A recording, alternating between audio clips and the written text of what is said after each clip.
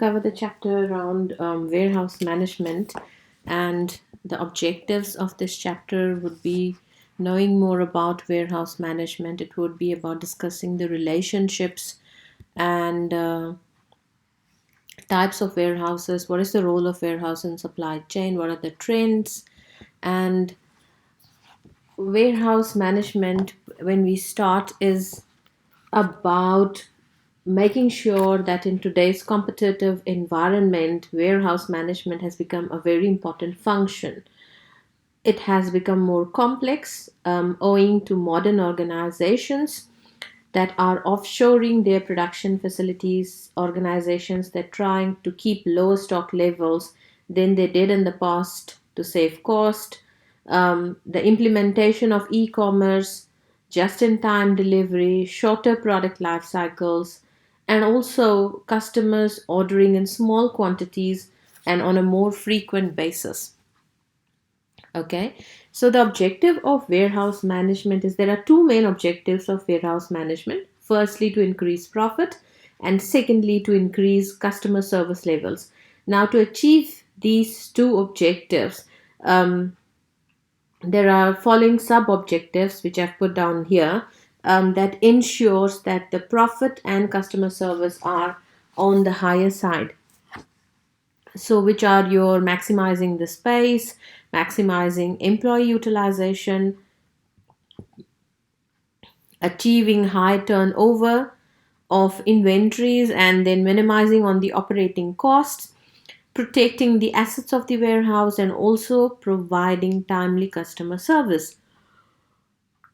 So, if you see in doing that, they are automatically ensuring that the main two objectives of increased profit and increased customer service level is achieved. Now, then we speak about the activities that are performed in a warehouse.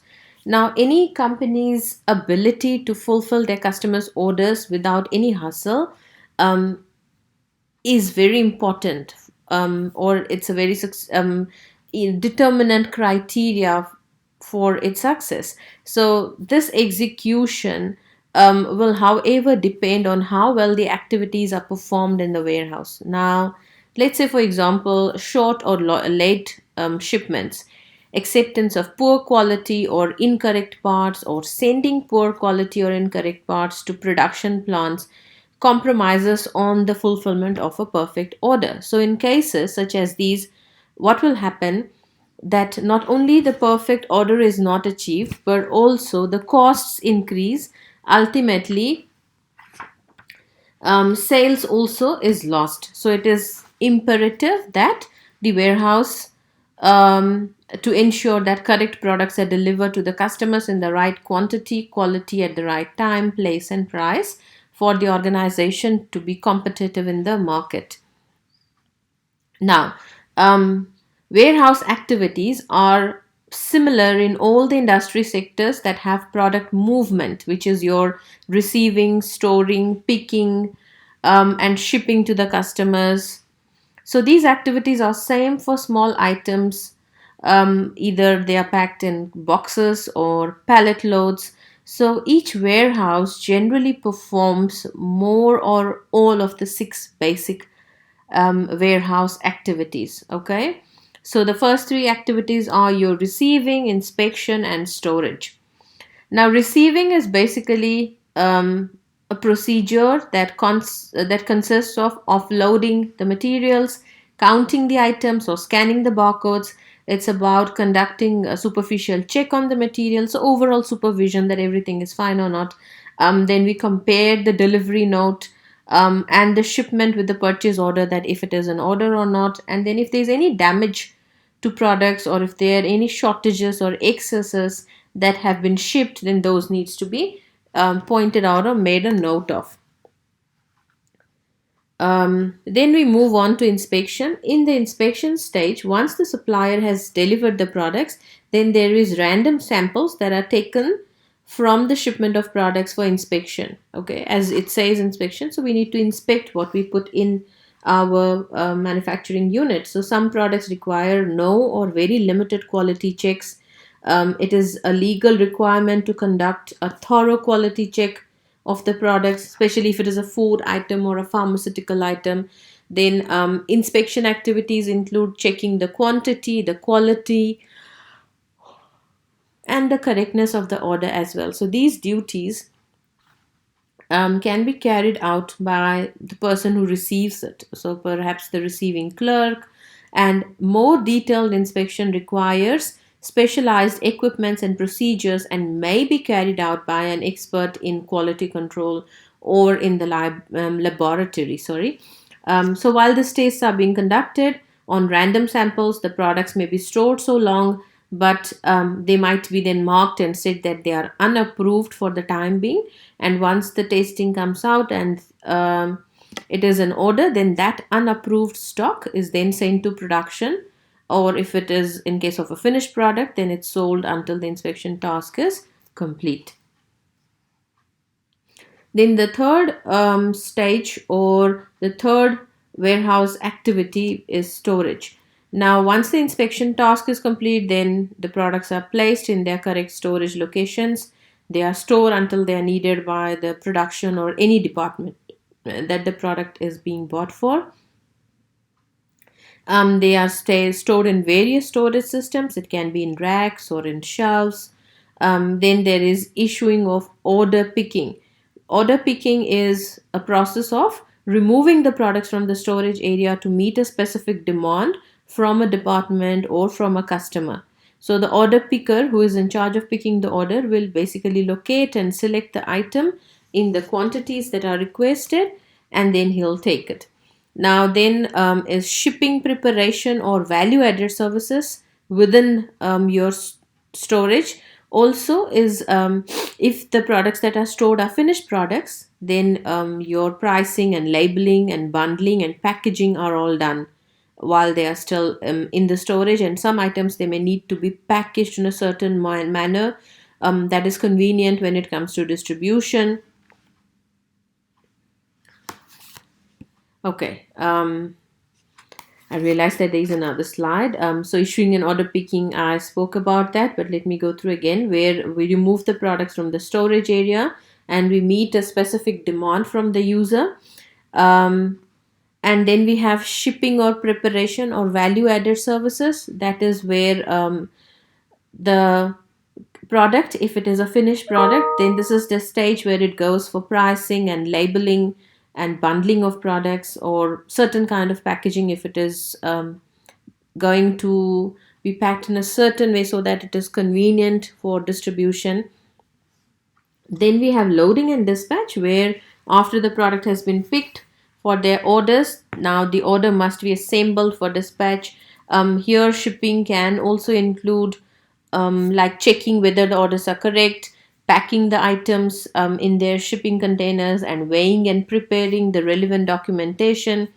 So, to ensure the efficient distribution of products to customers, now the deliveries must be carefully planned so that they are delivered at the right quality and quantity to the right place and the right time.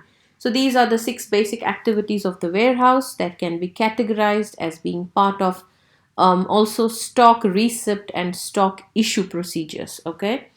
Now let's go and understand a bit about what is a stock receipt procedure. Now, the receiving department acknowledges the receipt of materials from the suppliers. Now, if the receiving incorrect shipments, they must be avoided so that the good inventory control can begin at the receiving itself. Then the responsibility of the person who is receiving, perhaps a receiving clerk, it should include the following. Um, Depending on whether the warehouse uses a manual, barcode, or a RFID system. If it is manually, then obviously you identify the goods, you check the quantity, you check the quality, you sign the delivery note, you update the records of what was received, you ensure that random samples are sent to the inspection area, and then you store the goods. So you basically do all the 6 basic steps. If it is a barcode system, then you identify the goods and check the quantities against the purchase order, obviously by scanning it, and then you check the quality and condition of the products. You ensure that random samples are sent to the inspection area, and then you also store the goods in their correct locations. Then, if it has been received by RFID, then the receiving clerk offloads the goods, and when the shipment of product is done, which is within a certain range of the tag reader, then the chip in each product is decoded and read through the tag reader. Okay, so then we check the quality and condition of the products, we store them, and we also ensure random samples to send to inspection area, just so that we know that the product is of the desired requirement. Okay. Now there are different areas from where the materials come to the warehouse. Okay.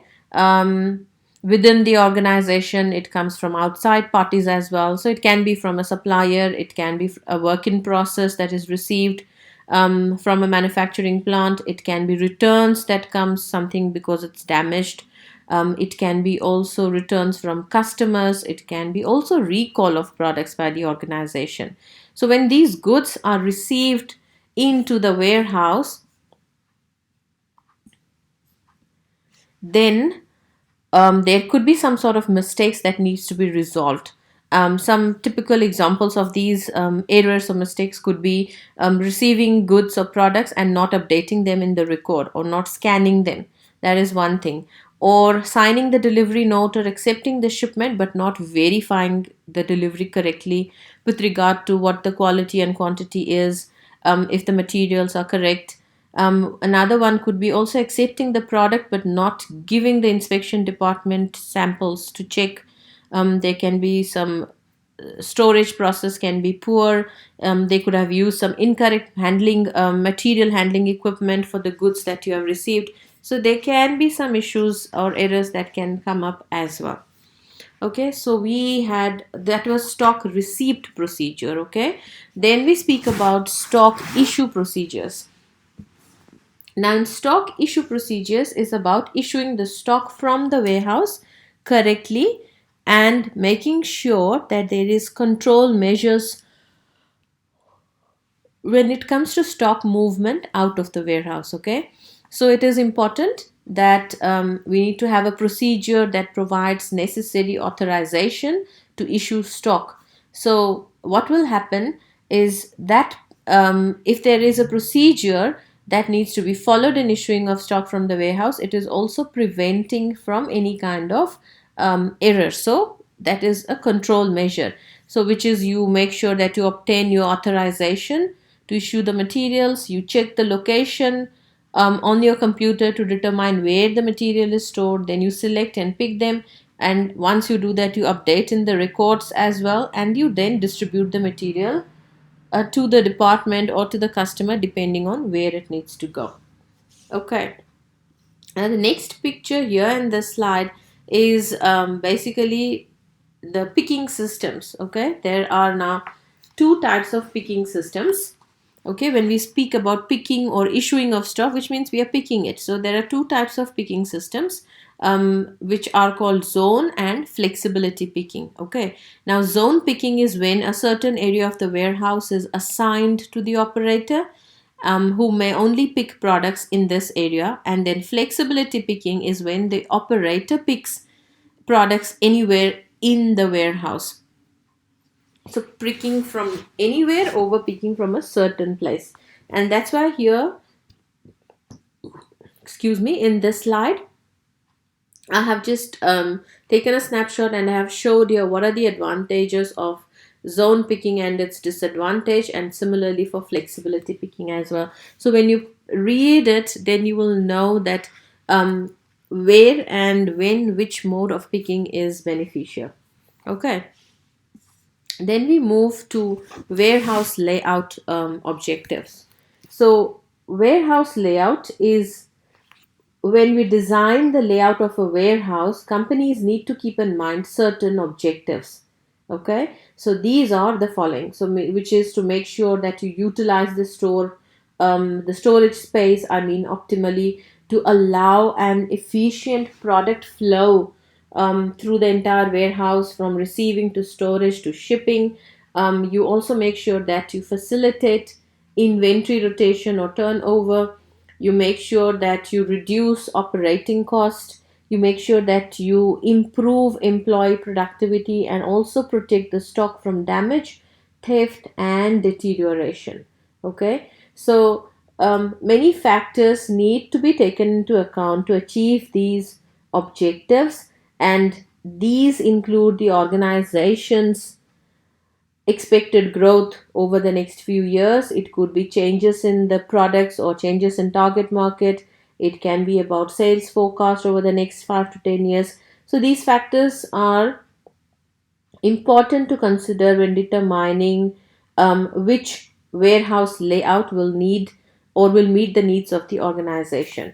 So depending on that, there are two kinds of warehouses. One is your straight through layout, and the other one is your U-shaped layout. Now, if it is a straight through layout, it means in this type of layout, you have your receiving and loading basically completely at the opposite ends. Okay, so the advantage of having this is that there will only be one entry and there will be only one exit, which makes it suitable also for warehouses that are really closer to the manufacturing plant to avoid any kind of confusion. But the disadvantage is that you cannot have dual commands at one point of time.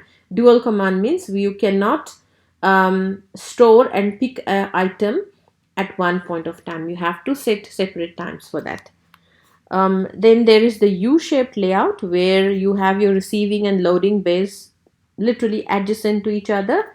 And there are few benefits of doing that also, which is making sure that you facilitate the use of dual comments. So you can have that here.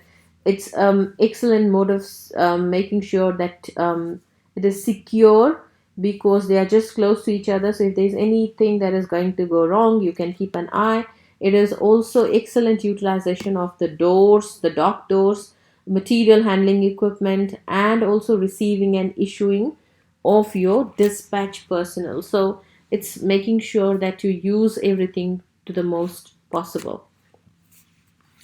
Okay, then we have the main areas in a warehouse. Okay, so once the organization has decided which layout to use, then the different areas required in the warehouse are determined. So these are majorly the different areas, but remember, not every company or organization is using all of those. It might be just some of them. Okay, it might be just using certain areas and not all the areas. Okay.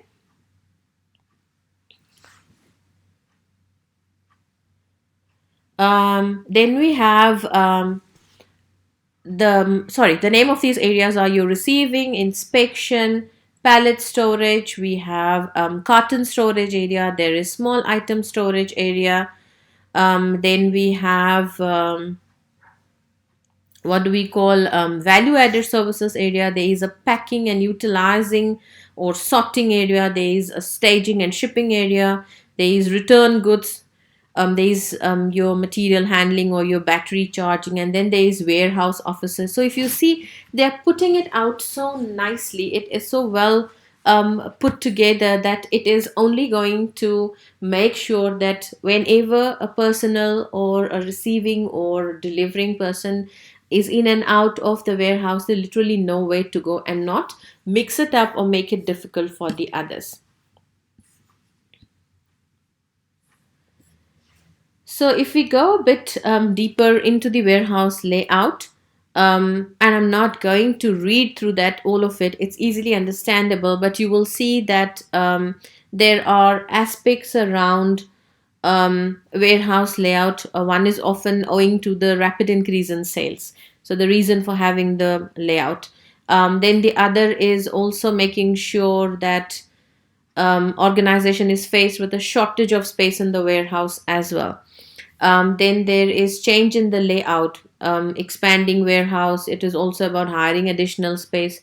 And then the other possible solutions that would lower the risk, or what we can say is that could be to reduce the stock levels, but also at the same time to lower the risk, are your disposing of obsolete or deteriorated stock, disposing of or reducing the levels of slow moving stock, and making sure that the areas, basically, if you read through, it says every nook and corner of the warehouse, because it involves cost, excuse me, because it involves cost, we need to make sure that it is being optimally used.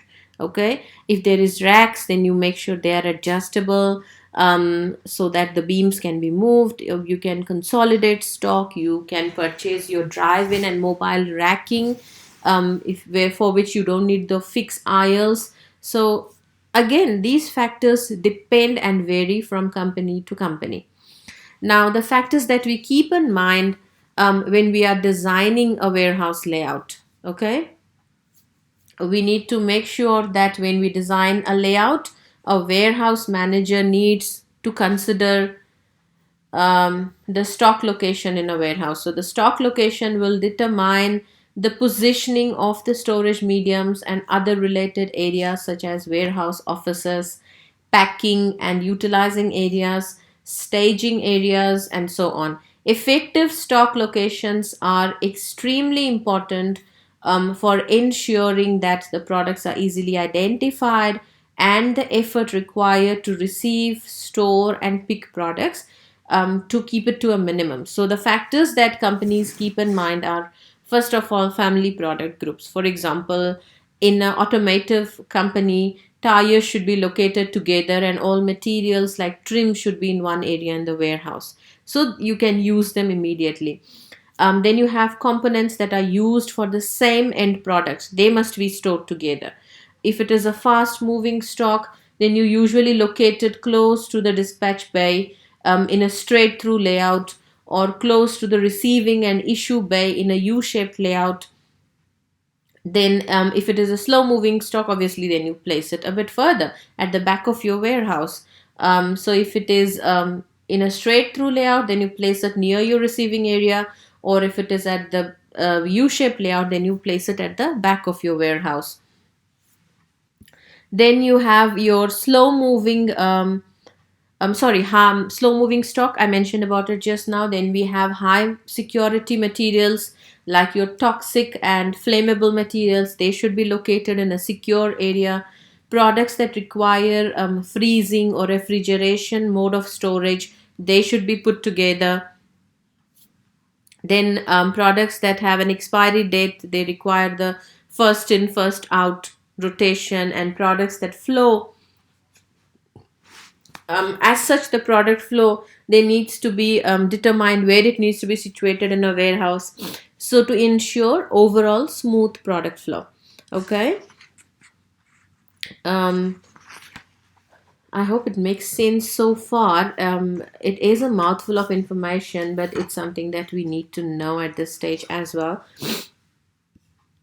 Then we move to the storage of materials. Okay, in storage of materials, um, we already discussed the different storage systems, so it is important now to understand the difference between shelving and racking. Now, shelving is used for the storing of small parts that are usually stored or picked using manual labor, and racking is used for storing of palletized unit loads, okay, which are usually stored in the rack or picked by mechanical handling equipment such as the forklift or a reach truck. Um, then racking for pallets. Okay. Now there are different kinds of racking for pallets, which can be either one of them. It can be block stacking, it can be single block rack, or it can be a double deep pallet rack. Now, if it is a block stacking, it means where your single loads on the pallets are stacked one on top of another, and they are stored on the floor in the storage lanes. Okay, and they are painted. These lanes are painted with different colors. They will indicate where the different goods are to be stored. So basically, it is done as it requires very low capital investment. It's highly flexible, so you do it in block stacking. If you're doing a single deep pallet rack, um, or we call it as a single block rack. This is where the racking system can store one position deep in the rack. So, which means you can really push, slide it back, and then put something in front of it. So, the advantage of having this type of racking is that it is the least expensive racking system and it is easy to install and construct. Then we have your double deep pallet rack, which means you will have, it is similar to your single one except that you can store pallets two positions deep. So which means in one shelf you can put one box on top of another. So the advantage here is your increase in space utilization, but the disadvantage is that it needs a special kind of forklift attachment to store and also to remove. But the principle here will be last in first out principle because it is double and also it's a block rack, so there is something behind. So if you have to pull something out, you need special equipment and also the last in first out principle. Then we have your small or cotton items. So these items are the ones that are stored in following storage mediums. It can be bin shelves, it can be modular, it can be high rise, it can be carousel, it can be cantilever as well. So bin shelving is, I know I'm explaining it to you, but I will also suggest just Google and look for the images, okay? Um, it will completely make it easier for you to understand. Bin shelving is where the metal shelves with bins that store small items, and the advantage is it is really very I won't say completely cheaper, but inexpensive. It can be easily configured and it needs very less maintenance as well. It might, as a disadvantage, have low space utilization or security or supervisory problems. Okay, then the high rise shelving is, it refers to shelves with bins that are built one above the other. That's why they are called as your high rise shelving. The advantage here is just opposite to bin, where you have a good storage utilization, where the disadvantage is that a ladder or a pickup truck is required to remove these items. Then we have your modular storage drawers. Modular storage drawers is basically cabinets. Um, I know I want to explain it very nicely, but I don't have the image to show you here. It's basically you will have a fixed frame and they will have the sliding drawers kind of pattern. Those are modular storage drawers. It's excellently secured. It has a good picking up accuracy and protection of goods from the environment because it's obviously in drawer. But the disadvantage is again space utilization. It has very low space utilization. Then we have carousels or carousel, whatever you say. There are two types. There is a vertical one and then there is a horizontal one. Vertical one is obviously, as the name says, it is where the shelves are connected to a rotating chain and that moves in a vertical motion. And in the horizontal one is also shelves that are connected in a rotating chain in um, a horizontal motion, and it is where your what do you say, it is not even enclosed with the metal sheets, but the picking up and productivity is good. However, the disadvantage is high capital investment, because if the machine has a breakdown, then literally you can't use any of those shelves or drawers. Then we have cantilever. Now, cantilever rack is a storage system that has shelves that are supported by cantilever arms, like your long arms, that is connected to a beam, and it is ideal for storing storage of long length items, like you have your metal rods or you have your pipes. So that is a way of storing them. Then we move on further to know more about other material handling equipments. Okay, so we will have different kind of material handling equipments. There is hand or manual pallet jack or truck. Then there will be your counterbalanced forklift truck. There is engine powered forklift truck. There are your stacker trucks. There is a reach truck. There are conveyors, there are hoists and cranes. I don't think I need to explain them because basically they are just different types of trucks that you see when it comes to picking up things, or it's either one of those forklift trucks you would have seen at macros. The engine one is where they drive around and do, and then the hand one, the hand pallet one that you just push in, and even at home we use it if we were to move things from one place to another. So those are the basic material handling equipments that are used. Then we move on to automatic identification systems. Now, these are available for implementation in a warehouse, okay, and they can be any one of the following. Barcode is where we use it to identify products, to identify containers or locations in the warehouse, or batch numbers, and obviously they are used to read by the use of barcode readers. The examples of the barcode readers are your scanners, or it can be a stationary scanner, it can be a handheld scanner. Then we have that will read your barcode on the product or on the package as it passes through the conveyor belt. Okay. You would have seen that in ShopRite and Checkers, any shops that you will see that standard barcode system where they use a barcode scanner.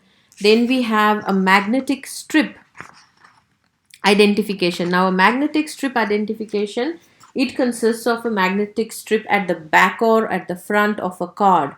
Okay, now the card is very similar to a bank card, and it stores information like in our ATM cards or debit cards or credit cards. We have that microchip that basically reads and then it helps in picking up, and this is what exactly this magnetic strip also does. Then we have our RFID. RFID is where a tag is placed onto a product and a reader, sort of like an antenna, it reads the data on the tag, and this data is exchanged between your tag and the person who's reading it using our radioactive waves. The difference between the barcode and the RFID system is that RFID system can read multiple products at once, whereas with barcodes, each item has to be scanned. Now, the RFID systems are more expensive than your barcode systems, but are considered to be the future of warehouse management because this is where the future lies. Now, all the above three, barcode, magnetic, and RFID, are your automatic identification systems, and they also allow products to be identified at a very high speed and at proper accuracy as well. But there are some automatic communication and picking technologies that are available to increase the productivity level in the warehouse. Okay, and they are your voice recognition and pick to light system. Now, your voice recognition is a technology that is used in the warehouse where you use it for receiving, picking, or you're sorting out products. So, this basically consists you will have a headset with a microphone on an employee who is receiving instructions from the warehouse management system, and then he will communicate a sequence of tasks to the operator. So, for example, if there is a forklift truck driver, he is receiving a command to pick a certain product. And when this truck operator has completed the task, he will speak into the microphone and say, for example, product ABC has been picked. And then the warehouse management will then give the truck driver another task to complete, such as once you have picked it, now take it to the shipping area or take it to the bay, whatever is the task. Then we have pick to light system. In the pick to light system, this system is mainly used in broken case picking, where your cartons are stored in a rack or shelves, or they are stored in vertical or horizontal carousels, and then a light is displayed at the front of each pick location, which means it's indicating to the picker which part needs to be picked for a particular order. Okay, so the quantity to be picked will be also appear in the front of the racking shelf with the light, and once the products have been picked, the picker then turns off the light to ensure that the task is complete. So they are sort of automatic, but more about communication systems. And then we have the relationship between the warehouse and the various departments within the organization. Okay. And these are majorly the various departments, which is your production, there's distribution and purchasing, there's quality, and then there's finance department as well. So where each department is related to the warehouse, and within the organization how they relate to each other.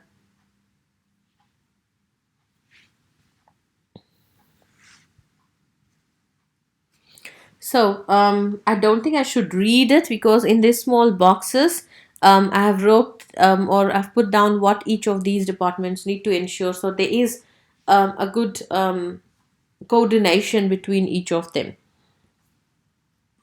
Then there are different types of warehouses.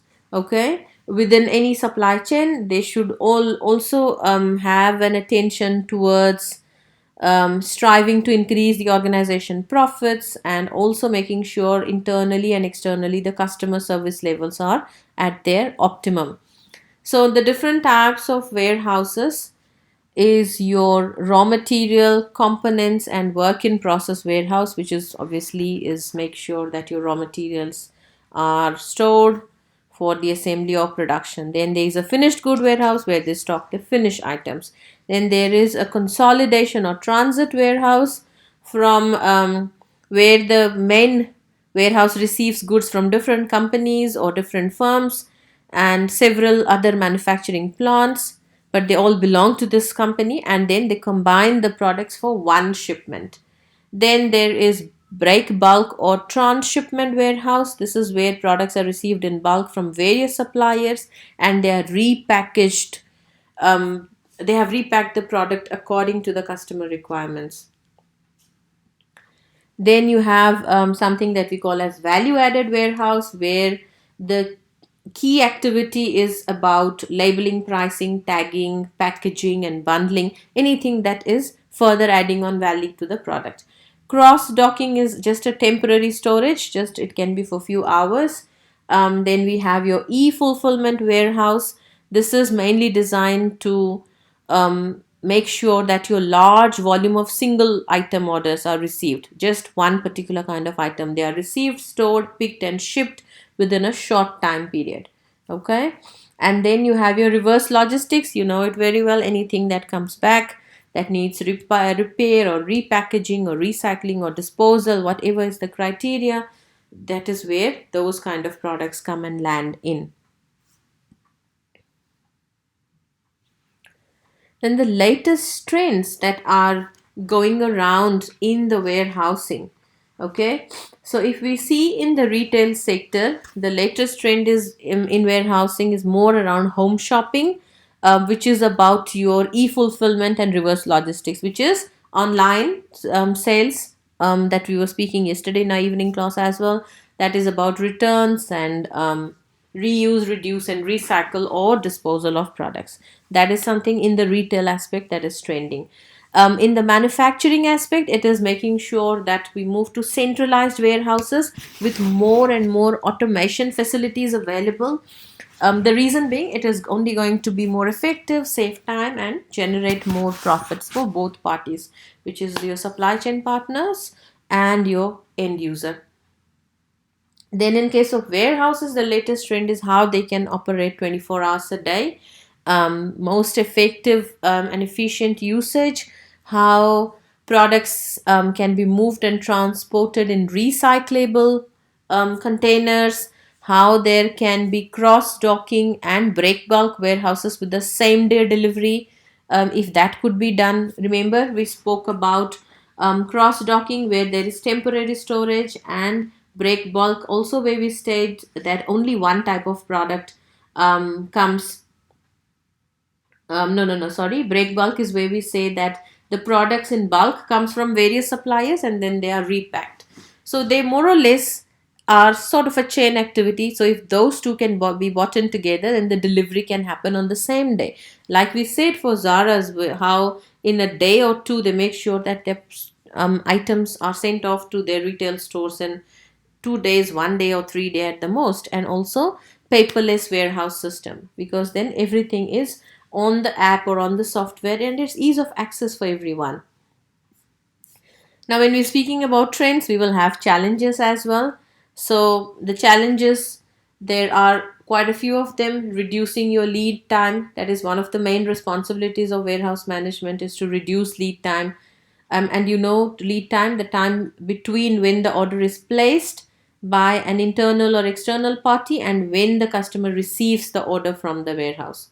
But the challenge to reduce the lead time it's a bit difficult, because you still have to maintain the quality of the product. Then another challenge is the increase in variety of products, because customers constantly look for new things, and also they look for new ways the way the product is packaged. You get so happy and keen to open up something which is being packed in a certain way. So that is also leading to warehouses having to store a variety of products. Now, the more products you store, the more space you need. So that is again a challenge, but you still have to keep your cost minimum. Then the introduction of postponement and modular parts, so which means one of the latest trends to increase or to introduce postponement and modular parts into the warehouse. So that is the latest one. It means you have to hold stock of standardized products and adding the extras or combining the modules once the order has been received from the customer. Okay, so the companies have introduced this postponement or this modular parts as transport and storage costs can be reduced, to make sure that this aspect is included if the product is from an international supplier. Okay, but the challenge is to have staff and warehouse space available to introduce this method while keeping the warehouse costs to a minimum level. Then we have delivery to various distribution channels, which means we are picking different quantities of products and dispatching the orders to different channels. That is also one of the challenges for warehouses. Then we have just in time and internet orders. So, companies are constantly also striving to reduce the inventory levels by introducing the just in time method, but that has resulted in smaller and more frequent orders. So, this increase in online sales has also increased pressure on warehouses to deliver small orders in a shorter period of time. So, the challenge for the warehouse manager is picking up cartons and individual items instead of doing it in full pallet loads, because it needs additional labor as well. Then your seasonal products is where your seasonal products require resources to increase during the peak season, while if it was a much leaner operation, which is required in your normal low season. So peak season, obviously there is fluctuation in demand. Then you have environmental requirements, which is your disposing, recycling and reusing, and selling the products at a reduced price, making sure that your packaging is environment friendly. And then lastly, your tracking of products, which is about tracking items throughout the supply chain. So as the warehouse, it forms also part of the supply chain. The challenge for the warehouse manager is managing of data, which will allow a product to be tracked.